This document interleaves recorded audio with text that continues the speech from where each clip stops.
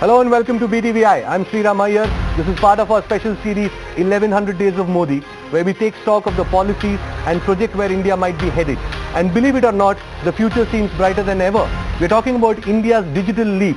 No, we're not just talking about digital India. It's a combination of many steps taken so far, even some under the UPA, but pushed further by the Modi government, all of which has come together to brought India to this inflection point, from where the economy, more importantly people's lives, could shoot into another orbit. We'll put out the numbers and the possibilities so that you can put your money where your mouth is.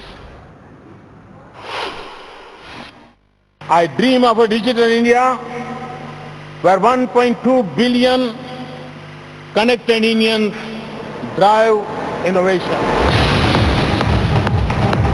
Prime Minister Narendra Modi's call for a digital India is a dream for his supporters and a delusion for his detractors. Dig a little deeper, past the superficial commotion, you will find that a revolution has already taken root on India's soil, and the new India will be built on these 5 pillars. Number 1, Aadhaar. For a country that likes to wear its identity on its sleeve, here's something that goes into the wallet. This unique number, backed by biometric data, is a single solution to India's many problems, from anonymity of the poor to lack of access to leaking subsidies. Number 2, go digital via demonetization. Whatever your views on the impact of note ban on November 8, 2016, one positive thing to come out of it, in no uncertain terms, is the explosion in digital transactions. It may cool off for a bit as cash returns to the system, but the habit will only grow. Number 3, boost to banking. The first step to push people to use digital transactions is to ensure that the millions of Indians get access to banking. While the Jan Dhan Yojana has set the foundations for it, the new e-payment app, Bheem, will only take it a few levels higher. Number 4, data explosion. The Indian telecom operators are getting mangled in a pyrrhic fight for dominance. But on the other side, the consumer is getting hooked to smartphones and data. Users are already guzzling data by the gallons for nearly free of cost, growing into digitally savvy citizens of a new India. Number 5, digital infra. The tariff war is temporary, but the infrastructure that is getting built is permanent. Not just in private sector, the government itself has embarked on building the broadband highway and 100 smart cities. Not just that, from single window electronic clearance for trade to digital governance infrastructure at the village level, India has all the building blocks to realize its dream of a digital future. So yes, India is about to reinvent itself completely. But what does it mean for investors? To start with, we are looking at an inevitable boom in IT, telecom, banking, insurance and online retail, some of which is already underway. Massive technological progress leads to higher growth rates and more tax revenues, which can again be used for greater public investment in infrastructure and technology. And the virtuous cycle will unfold for years, if not decades. The question is, are you invested in this revolution? In a country plagued with inequalities of all kinds like India is, talking of a digital future must be a bit brave. But the point of this show is to highlight the potential of making good of this vision and the beginning that has been made so far. We have a power-packed panel today and very little time, so I'm going to get to the point straight. Let me invite Rahul Rishi, Partner, Advisory Services at EY, joining us at the Delhi studio. Dr. Jayjeet Bhattacharya, Partner, Economics, Regulatory and Strategy from KPMG, again in the Delhi studio. R. Chandrasekhar, President, NASSCOM, and Pramod Saxena, Founder and Chairman of Oxigen Services, joining us from Delhi. Siddharth Vishwanath, Partner, Risk Advisory Services at PwC, is joining us from the Mumbai studio here, and Vivek Bhargava, CEO at Dan Performance Group, is on Skype from San Francisco. Thank you, gentlemen, for joining us on BTV. And like I said earlier, we have a very big panel and very limited time. I will request you all to keep your answers as crisp as possible, and anyone can chip into the discussion at any time you feel like. Don't wait for me to question. Let this be an interactive, engaging session. Let me come to you, Dr. Bhattacharya. First, the batters for the government and the Digital India campaign say that the Indian economy is set to shoot into another orbit. Do you believe that? And if it's a yes, how soon will that be? One of the quick ways of looking at what's going to happen in the Indian economy is a dipstick check on what's happening in the stock market. The stock market factors in what the general economy believes, the direction which the economy will be going, and clearly with the stock market shooting through the roof, there is a general sentiment that there will be a significant growth in this economy, especially if you look at the big ticket items in terms of large amount of infrastructure spend, which has got very, very significant multiplier effect. If you look at housing for all, it's going to add 3 to 4% to GDP growth in each of the states. So whichever states are going to implement it, you'll get to see 3 to 4% growth. Each of these is going to lead to jobs getting created, which in turn is going to lead to enormous amount of consumption happening. What we need to make sure as we move forward is that the multiplier effect stays within the country, and therefore initiatives such as manufacturing of electronics in India and the general Make in India program has far more effectiveness as we move forward, and that's going to ensure that more jobs are going to get created because of the initiatives that are getting launched. So clearly we don't see any doubt that there will be a very significant growth happening unless there are some black swan effects that are coming in, which could be war or famine and so on. But I take your point. You believe in this digital dream. You believe in this digital dream. How soon will it be realized? The digital dream will not be an overnight initiative that will happen. It's a journey. It's a program. What we need to make sure is that the foundations of digital dream are put in place, which essentially is the infrastructure, the capacity building, the services / applications coming on board, and all of that is happening. Importantly, connecting. And we have some data on that. I want to take this across to Rahul. World Bank says that 10% mobile penetration will add almost a percent to the GDP per capita. Another 10% broadband penetration will add nearly 1.5% to GDP per capita. In the last 5 years, mobile and internet penetration in India has grown by 38%. Is this really reflecting in India's economic growth, Rahul? I believe, but to take what Jayjeet just said, I think this is not something which is going to happen overnight. As the infrastructure gets built, as the various segments which were not exposed to any internet access with the broadband penetration, like you quoted the World Bank, I think that is not an overnight phenomenon, but that picks up. You have new channels of services, you have new small and medium-sized enterprises getting access to segments of the market which they did not have, and that directly is proportional to the economic benefit. So clearly the broadband penetration, both wireless and wireline, is going to have that impact. So I do believe that Indian economy is going to be no different, and we will experience it. But yes, you'll have to give it the next 15-18 months to really see a very perceptible impact on this. Okay, so you may agree with what is happening, you may disagree with it. One of the big factors for this digital push has been demonetization. Again, something that completely polarizes opinion in India, but it is what is for sure that it has pushed people towards a digital way of life. And Pramod, you've been one of the biggest beneficiaries of this entire process. I know that this business will continue to grow, but with a bunch of e-wallets, telecom operators, banks, telecom, they're all sort of fighting in for a smaller pie at this point of time. While the users are sort of spoiled for choice, is the competition already unsustainable?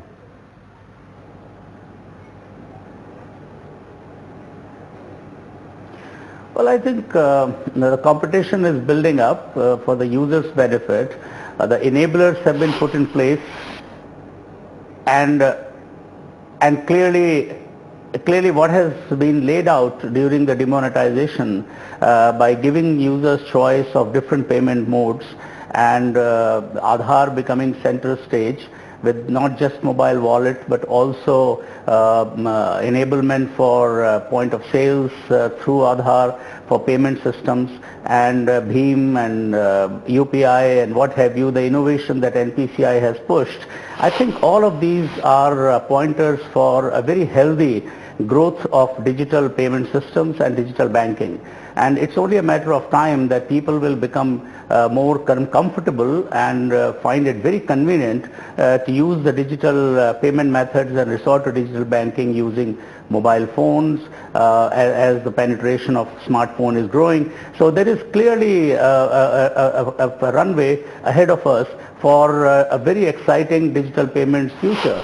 And I think all the participants in it, whether they're banks or wallet companies or other infrastructure provider for digital payments, we need, in a country of 1.25 billion people, we need a very strong, robust infrastructure. We need strong competition so that people can get the best. About e-wallets and digital payments, one of the biggest cause for reticence amongst users is the fear around security. And for that we have Siddharth with us right here in Mumbai studio. And this fear has been projected on Aadhaar as well. And do you think that some of this fear is exaggerated or is it real? So I think that's a very good point. So whilst all of this is creating huge opportunities for the country and for the citizens of the country, obviously there's a flip side to it, which is how do we ensure that these platforms are secure. Now, if you look at Aadhaar, over 1 billion biometric data that's available. Now that needs to be absolutely protected. If you talk about mobile wallets, UPI and so on and so forth, you're creating digital footprint as you transact as every individual citizen. Now, so there has to be a great focus around data protection. There has to be a great focus around how do you create security awareness amongst the citizens as there's greater offtake in this space. So clearly it's got to be... So there's a big opportunity for security companies as such, if we can say that? In digital security builders, the companies that are working behind the scenes on this? Absolutely. Could you highlight some of them, some names that you may have worked with? So really, I think it's a nascent space at this point in time. Clearly, there is a need to secure, but I think we are going to see spends in that space take off maybe over the next 1 to 3 years. We yet to see the spends really come in a big way. So there is some spending that's happening, but I think there's a lot more spending that's got to happen.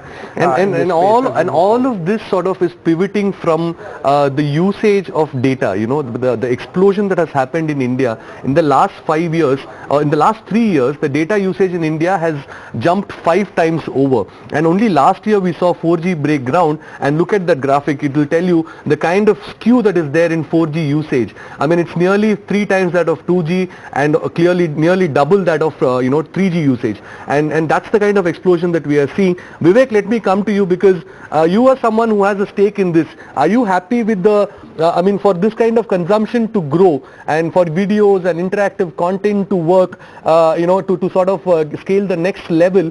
Are you happy with the progress that has been made in the National Opti-Fiber network, or do you think it's still too slow?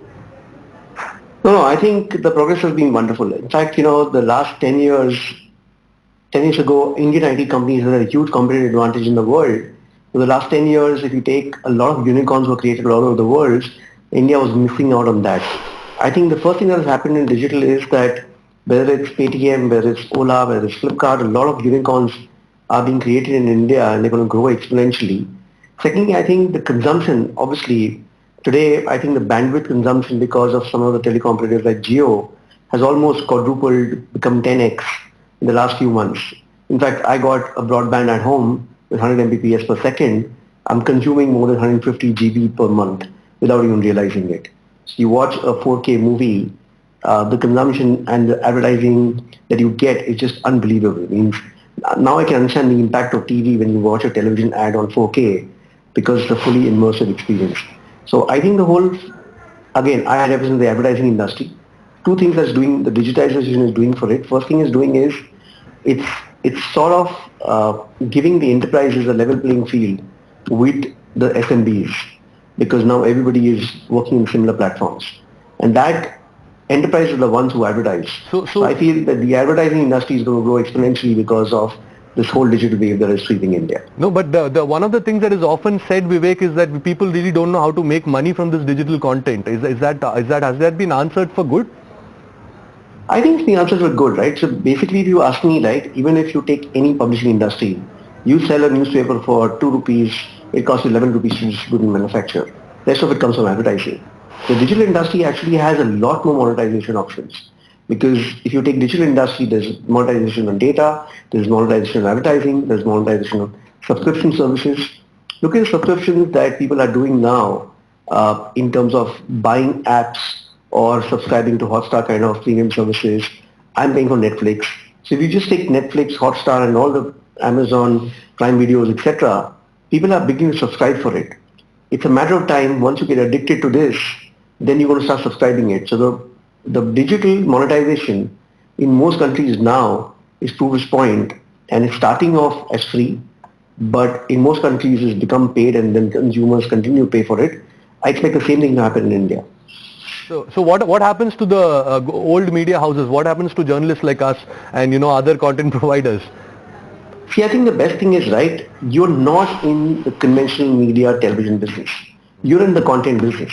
So as long as consumers are going to consume content, the platform distribution will change, but people who are creating content will always be king. Okay. So I think as long as you are content creators, you'll always be king. As long as you're not married to television as a medium. And some of the media stocks, the listed space, there are a lot of companies.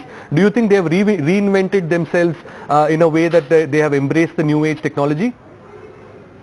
I think we are attempting to. So I think the effort has been more serious for the last few years, but there is a long way to go, because I think once you take a huge chunk of cost that you pay for license and satellite fees, you take it away, and you are now competing with every single small guy who's publishing from a home, then the whole business model has to change dramatically.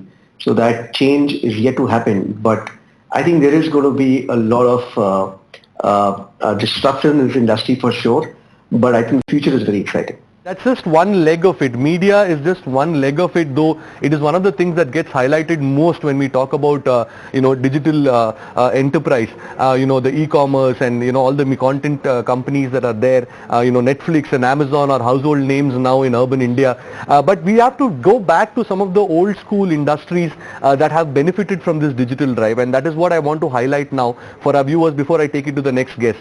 Digital India, some of the companies that have bagged contracts, and we will see the scale of this. Power Grid itself is going to build 10% of the national optic fiber network. Now, for the company by itself, it's a fairly big opportunity. Sterlite Technology, it supplies optic fiber for BharatNet, the same broadband network, the highway that is getting created. Sterlite Tech has so far won 3 smart city projects. L&T has implemented India's first smart city project in Jaipur. And of course, it's also working on the Nagpur project, and it gets 9% of its revenue from the unit that works on smart city. So clearly, even before these things have broken ground and seen the light of the day, we have nearly 10% of a company like L&T making its money from one particular unit that works on smart city. Half of TCS's India revenue comes from government contracts. It has built e-passport Seva Kendras, which we are all very proud of and very thankful to TCS for that. The whole exercise of getting a passport is not so tedious anymore. It has executed the electronic tax returns filing system. Infosys is building the 1300 crore GST network, which is again another big sort of breakthrough in the way India's taxation records will be kept. And Tech Mahindra is building the enterprise portal for SEBI. HCL Info has implemented the smart ration card project. It's a pilot project in Andaman, and there is nothing to say that it won't be experimented in other parts of the country. Okay. And RS Software, it has built the digital payment platform for Bheem. Now these are companies that have so far benefited from the entire Digital India program, and we will look forward to some of these companies, and these are some of the stocks that you can bet on.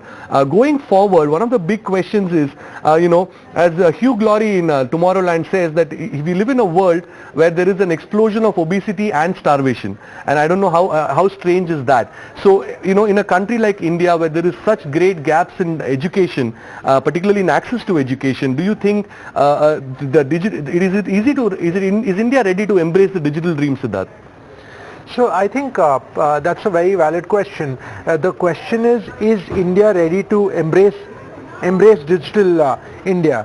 And I think one of the key challenges is really, how do we create IT awareness, technology awareness, digital awareness? So in terms of how do we ensure that users across the country are more enabled with how do you use technology, which makes sure that they are able to use technology in the most optimal manner and the most secure manner. So clearly that's an initiative that the government must take to drive that kind of awareness. So okay. I think that's something that the government must do. And so some of the ground realities, education is one ground reality. The other one is the fact that what's happening in the IT companies. Rahul, I want to take this question to you. Thousands of people are losing jobs in IT space today. Is it even fair to talk about a digital dream at this stage? And in that sense, how serious are these digital initiatives? What can be done to fix the problems? So I think I'll take it in 2 parts. I think the first, when you look at the IT jobs within the country itself, I think as Digital India progresses, There would be obviously explosion on the kind of services which I talked about, the new segments which should open up. I believe as the opportunities for organizations for serving the opportunity within the country increase, a lot of these IT companies, including the mid-sized ones, would need to focus on really providing those services. And I believe that IT opportunities for those would be on the uptake. At the same time, I think with the new emergence of new technology and platforms, be it blockchain or we hear so much about robotics, as those come in, we obviously have this opportunity to take a quantum leap. And I believe that's where a Skill India opportunity for looking at skilling those individuals for providing services on these new platforms would not only make it more competitive, the cost of IT and the return on investment goes down, but would also provide many avenues for these entities to offer those services. Okay, Dr. Bhattacharya, I want to bring this to you. In terms of India's, the demonetization and the push towards digital via demonetization, do you think that, one of the numbers that have been put out by the government is that it aims to cap cash transactions to about 40% in 5 years. Is it a dream that's plausible? Can we achieve it? And if it does happen, who will be the biggest beneficiaries of this?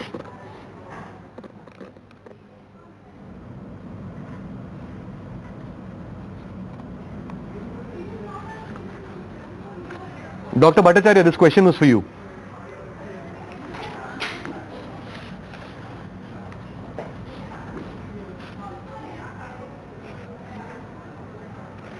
Okay, I think we have a problem with that line. Let me then take this to Vivek. Vivek, what do you think? Is this entire push for cashless, presence-less, those kind of new age terms that we talk about these days, do you think India will be able to cap cash transactions at 40%, in the next 5 years? And if it does happen, who should you as an investor bet on?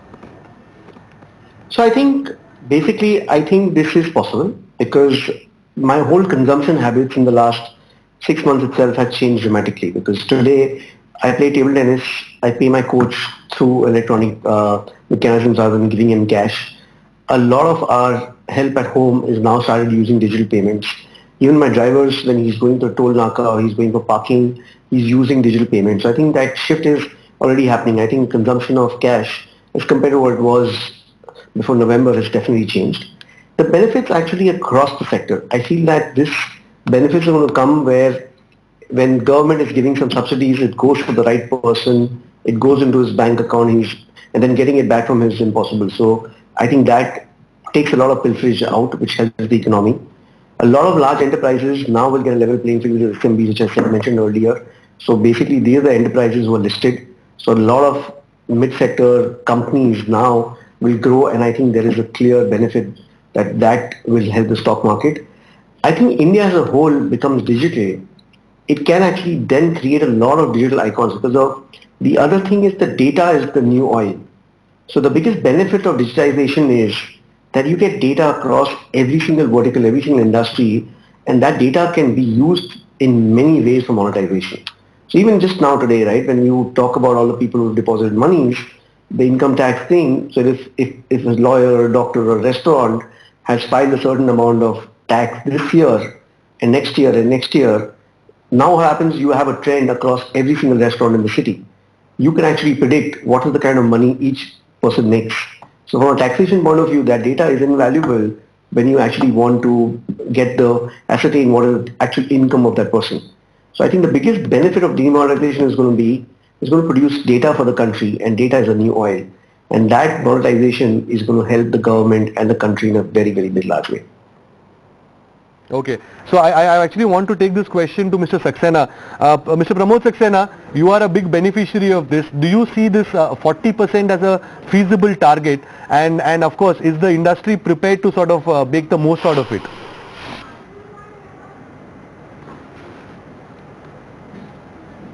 Well, I think setting 40% as a target is a good thing.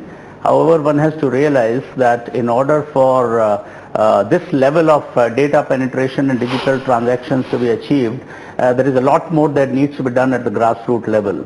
It's not just people in the urban areas, also in the rural and small towns and cities, they have to feel comfortable. I think there is a need for a lot of education that has to happen at all levels. Banking is the first step. Digital banking and creating financial inclusion is the first step, and there the enablers like Aadhaar and all of the other things which have been talked about are going to make rapid progress. I think even if we achieve 15 to 20% transactions moving to digital will be a great achievement in the next 3 or 4 years. So we may get surprised like it has happened in many other cases in telecom penetration and others. So I wouldn't be surprised if we reach a 40% level in the 5 or 7 years time. But a lot more needs to be done by way of infrastructure and education and making people data savvy, and not just 100 million people in this country or 200 million, but 600-700 million people need to become data savvy. And for that, their comfort with data, the security that you talked about, which is going to be definitely very, very important. Of course, data as a play overall, where big data and analytics together with artificial intelligence will on one hand create opportunities of bigger kinds where disintermediation will take place in a big way, reducing the costs, whether it's in auto sector like we have seen with the Uber, Ola and others. In housing sector it will happen in every segment of the business, that data and customers' data analytics will help. Mr. Saxena, I just want to sort of interject here. The point is that if you can, the data that we have here, it shows that the electronic payments did spike after demonetization, but it has not managed to sustain the trend. Are you wary of it? Yeah. No, I don't think I'm wary. You see, what had happened during demonetization was clearly absence of cash. When you have no option, then you clearly use the methods that are available. But it set a trend. It kind of created an awareness, and government itself did a great job in participating in this whole education program. So I would say it has been a great push. This has opened up a vista of opportunities, and I think we should all look at it very positively. Okay. Now the point is here that we are trying to make in this show is that we have seen. I mean, I'm quoting here from an economist called John Malden, and he says that companies that invest in physical infrastructure, they make a certain amount of money, and the same kind of technological advancement, same amount of investment in new technology or digital infrastructure, the delta, the growth opportunity is a lot higher, than the physical infrastructure. So, Dr. Bhattacharya, this question is to you. The kind of steps that the government has taken, do you believe that the spike in FDI investments that we have seen in the last year and a half, is it because of this, or is there more to come? Clearly, if you look at just the investments into electronic manufacturing, we have had $18 billion of investment coming in the last 2 years as part of electronic manufacturing, significantly helped by the MSIPS program. If you look at just the fiber optics that you were talking about, in the last 2 years, one has gone from 2,000 kilometers of fiber optic to 200,000 kilometers of fiber optic. Clearly, that requires investments coming in, both domestic and foreign investments. If you look at the mobile phone manufacturing that's being set up, large investments from Foxconn, from Apple, and so on and so forth. So we see an upward trend in investment into IT and technology as an overall segment, and we believe that this is going to continue because clearly the market exists. What prevented FDI from coming in was the regulatory issues and the ease of doing business. So once we are clearing up the regulatory issues and ease of doing business. Dr. Bhattacharya, that issue is still unresolved. The hardware issue in India still remains because the policies are clearly not enough to entice investors, isn't it? If you look at what was the situation earlier, we had many cases where there was duty inversion happening, which essentially meant that the cost of taxation for domestically produced goods was more than the cost of taxation for imported goods. Those things are getting fixed. Then there are issues around transportation. I think GST being one large transformation that's going to happen, which is going to make it much easier to do business in India. So again, just like Digital India, even the ease of doing business is a journey. The good point is that many significant steps have been taken and many mechanisms have been created, such as competitive federalism, which is allowing the states to also modify their rules and regime. If you look at it from a constitutional perspective, the central government really doesn't have much of a say in what the state governments do, either in IT or in Digital India or in ease of doing business. Now, what we are witnessing is that the state government and the central government is working in tandem and being facilitated by initiatives such as the competitive federalism. That's the paradigm shift that is coming.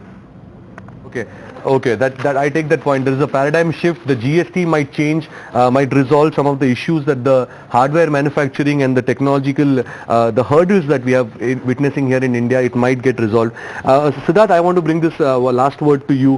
What do you think? I mean, World Bank says that, median mobile penetration here in India has been 38% in the last 5 years.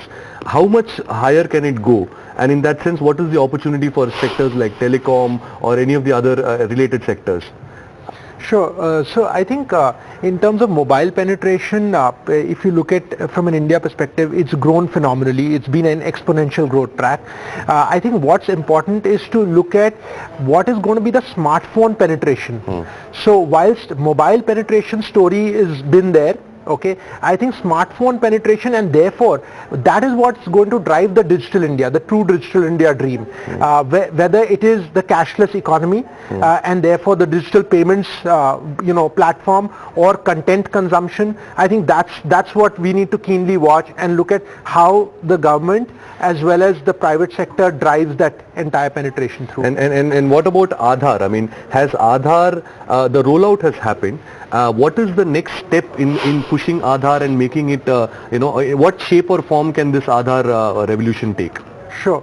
I think Aadhaar has been it's been like, I think there's a huge vision around it. The whole idea is how do you create, so when you're talking about the entire electronic or the mobile platform driven transactions, be it payments, be it e-commerce, be it content consumption, Aadhaar is going to come into a big, very strong play in terms of becoming a strong authentication mechanism, both in the physical infrastructure world as well as the electronic infrastructure world. So real value of Aadhaar we will see as we move forward is as Aadhaar becomes mandatory as the unique identifier for citizens across services, and that's what's going to play out. So I think one of the steps that's being taken is driving Aadhaar-based KYC in the telecom industry. I think we're going to see that across financial services, partly being addressed, partly will get addressed across and Aadhaar-based payments. Again, I think that's going to be revolutionary as well.